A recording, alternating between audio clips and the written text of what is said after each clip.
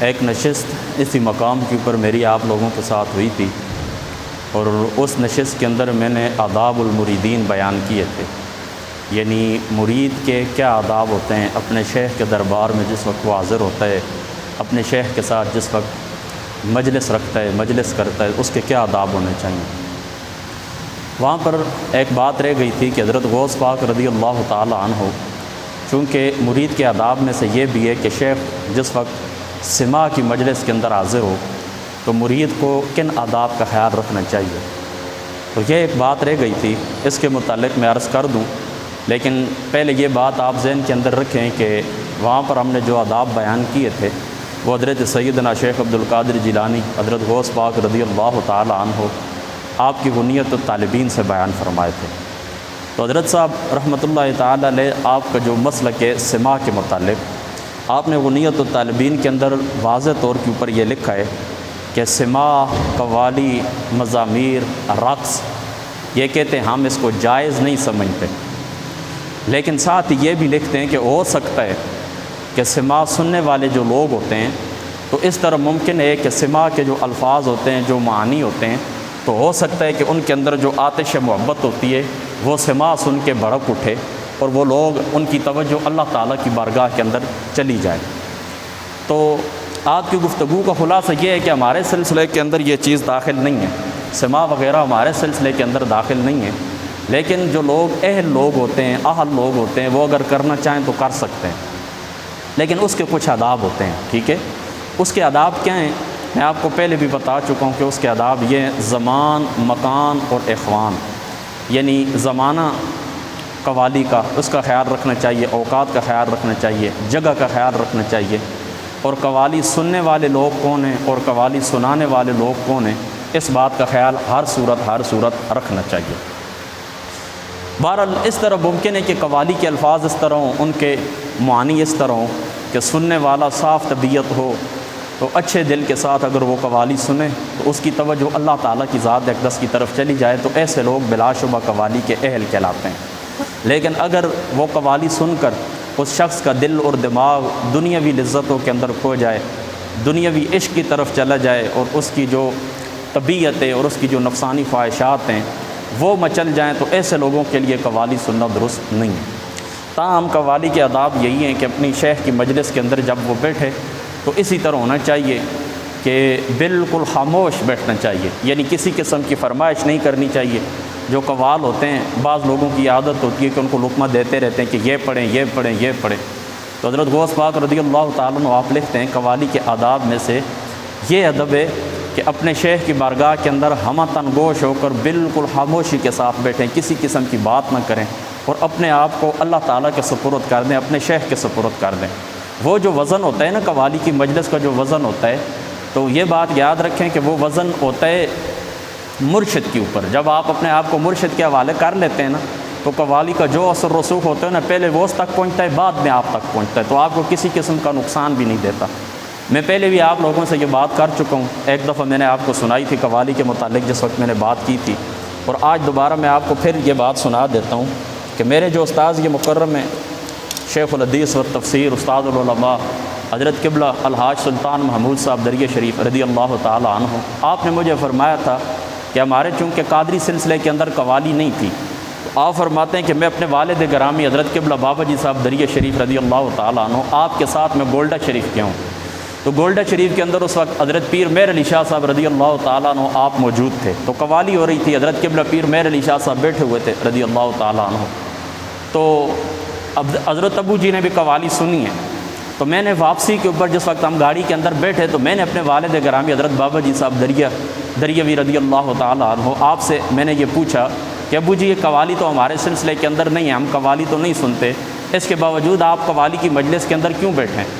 آپ نے فرمایا اس لیے بیٹھا ہوں کہ آج میرے اوپر وزن نہیں تھا، ہم نے کسی کی تابعداری کے اندر سنی ہے، مستقل ہم نے قوالی نہیں سنی، کسی کی اتباع کے اندر سنی ہے۔ میزبان کون تھے، دولہا کون تھے؟ حضرت پیر مہر علی شاہ صاحب رضی اللہ تعالیٰ، ہم سارے طفیلی تھے، ہم سارے باراتی تھے، وزن سارا ان کے اوپر تھا، جو معاملات اترے ہیں، جو کچھ ہوا ان کے ہم ان کی اتباع کے اندر تھے۔ تو اگر بیٹھے نا کسی مجلس کے اندر تو سب کچھ اپنے مرشد پاک کے حوالے کر دینا چاہیے، سپرد کر دینا چاہیے، اس کے بعد آپ قوالی سنیں۔ اور آپ یہ بھی لکھتے ہیں ممکن ہے کہ آپ جو شعر قوال سے پڑھوانا چاہتے ہیں اس طرح یہ ممکن ہے، بس آپ صدق کے دل سے توجہ اللہ تعالیٰ کی طرف رکھیں، اور ممکن ہے کہ جو شعر آپ کہلوانا چاہتے ہیں، جو کلام آپ سننا چاہتے ہیں، ممکن ہے تھوڑی دیر کے بعد قوال وہی شعر پڑھنا شروع ہو جائے۔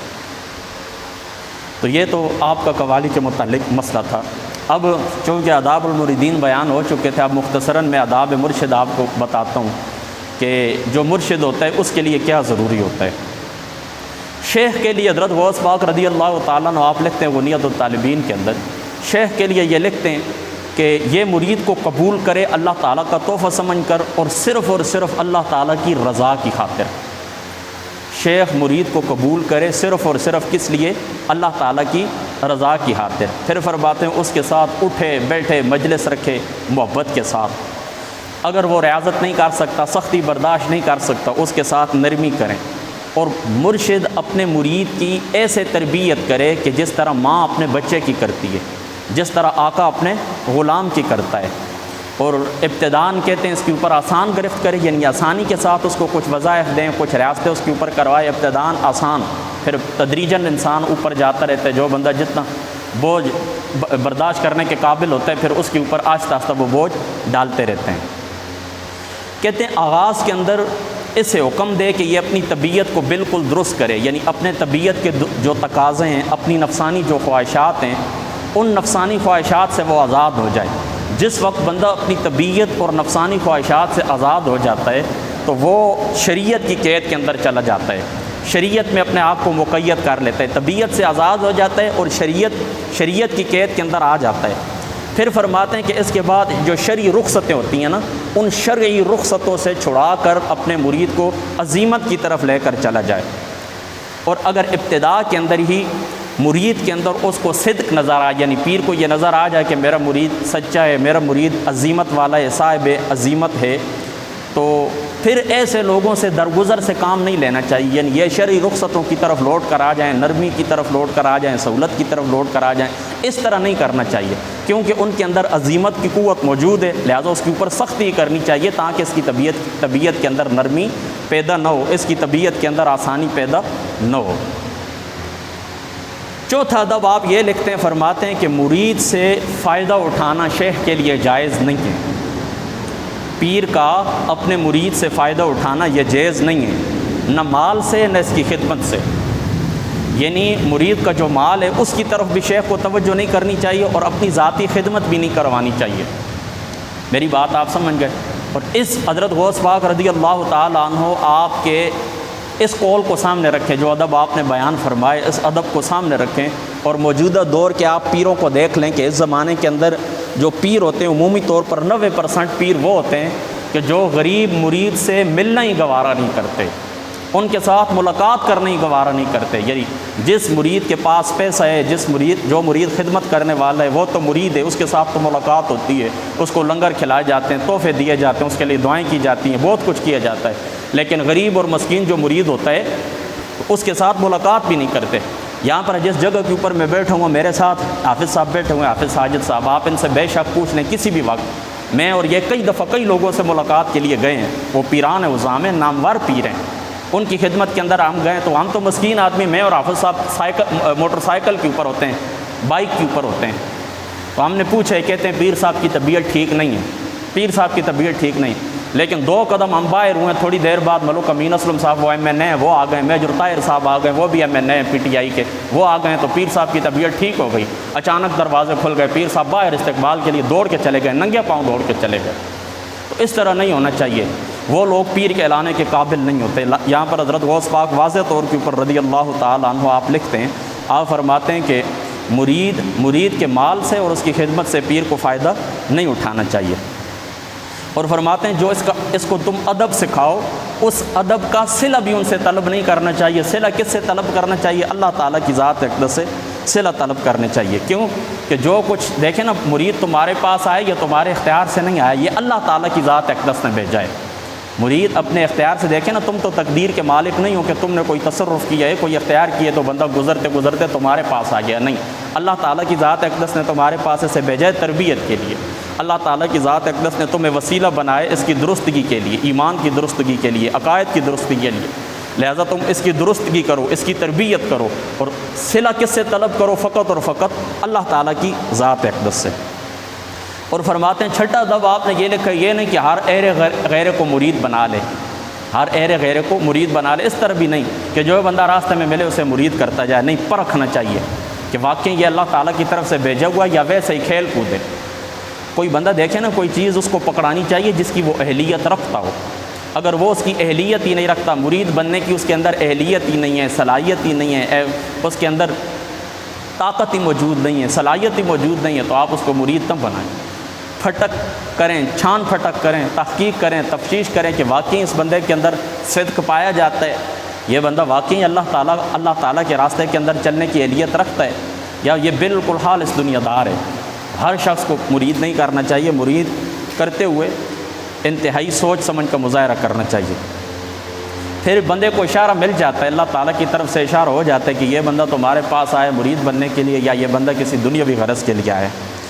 اور فرماتے ہیں شیخ کے اوپر لازم ہے کہ مرید کی تربیت میں جہاں تک ہو قصور نہ کرے، اگر مرید سے اطاعت الہی میں سستی یا قصور ہو جائے تو تنہائی کے وقت سے توبہ کرائے، اور اس کے لیے خود بھی اللہ تعالیٰ کی بارگاہ سے معافی طلب کرے، اور مریدوں کے جو راز ہوتے ہیں ان رازوں کو اپنے سینے کے اندر دفن کرے، یعنی اپنے دل کو قبرستان بنائے، اور مریدوں کے جو راز ہوتے ہیں ان کے اندر دفن کرتا جائے۔ اگر کسی شرعی مکروہات کا اسے ارتکاب ہو گیا، کوئی کام اس نے کیے جو شریعت کی نگاہ کے اندر ناپسندیدہ تھا، تو تنہائی کے اندر اسے نصیحت کرے اور اس کے لیے اللہ تعالیٰ کی بارگاہ کے اندر دعا کرے، اور اس کو اس ارادے سے باز رکھے، یعنی اس طرح نہیں کرنا چاہیے کہ مرید سے کوئی غلطی ہو گئی ہے تو یا تو آپ اس طرح کریں کہ اس کو مریدے سے ہی خارج کر دیں، ارادت سے ہی خارج، اس طرح نہ کریں، اور اس طرح بھی نہ کریں کہ ہزاروں لوگوں کے مجمع کے اندر اس کو بتائیں کہ تم نے فلاں گناہ کیا ہے، بلکہ کیا کرنا چاہیے؟ تنہائی کے اندر جائیں، اس کی تربیت کریں، اس کو اس فعل سے باز رکھیں، اس کو بتائیں کہ شریعت کے اندر یہ معاملہ ناپسندیدہ ہے، جب توبہ کرائیں، اور توبہ جب وہ کر لے تو خود بھی اللہ تعالیٰ کی بارگاہ کے اندر اس بندے کے لیے توبہ کریں۔ باقی اس طرح کوئی مرید اگر کوئی دعویٰ کرے تو اس دعوے سے بھی جس کا وہ اہل نہیں باز رکھنا چاہیے۔ یعنی دیکھیں نا، مرید نے 2 قدم چلے، وہ کہتے جی میں 10 قدم چل گیا ہوں۔ ولایت کی منزلیں ہوتی ہیں، کتنی منزلیں ہیں ولایت کی؟ ابتدا کے اندر تقریباً 7 گھاٹیاں ہوتی ہیں، 7، اور ان 7 گھاٹیوں کے اندر پھر ہر ایک کے اندر 10 منزلیں ہوتی ہیں، تقریباً 70 منازل بنتی ہیں۔ یہ 70 قدم بندہ اٹھاتا ہے تو ولایت کی منزل کو پہنچ جاتا ہے۔ اب مرید نے اس طرح کی ہے، سالک نے اس طرح کی ہے کہ 2 قدم چلیں، 4 قدم چلیں، اور کہتے ہیں نہیں جی میں تو 50 قدم چل گیا ہوں، 8 قدم چلیں، کہتے ہیں میں 12 چل گیا، تو یہ اس کا بہت بڑا دعویٰ ہے۔ تو مرید کو باز رکھنا چاہیے، دعوے نہیں کرنے چاہیے، کیونکہ اس راستے کے اندر جو دعویٰ کرتا ہے تو جو کچھ پھر ملا ہوتا ہے نا محنت ریاضت سے، وہ بھی کھو جاتا ہے۔ لہذا اپنے یہ راز ہوتا ہے، اللہ تعالیٰ کچھ اسرار اور رموز آپ کے اوپر ظاہر کرے تو اس کو اپنے پاس راز رکھیں۔ بعض شرعی معاملات ہوتے ہیں ان کو ظاہر کرنا ضروری ہوتا ہے، تو جہاں پر عالم دین جو ہوتا ہے اس کو سمجھ آ جاتی ہے، جو صوفی باصفہ ہوتا ہے واقعی عالم دین اور اللہ والا ہوتا ہے، اس کو سمجھ آ جاتی ہے کہ میں نے کون سی چیز ظاہر کرنی اور کون سی چیز چھپا کے رکھنی۔ تو یہ چند باتیں جو میں نے عرض کر دی ضروری، چند اور بھی ہیں لیکن چلو جو ضروری تھی وہ میں نے عرض کر دی ہیں۔ بس اللہ تعالیٰ کی ذات اقدس عمل کی توفیق عطا فرمائے۔ اللہم ارنا الحق حقا وارزقنا اتباع، اللہم ارنا الباطل باطلا، اللہم ارنا الباطل باطلا وارزقنا اجتنابہ، واخر دعوانا الحمدللہ۔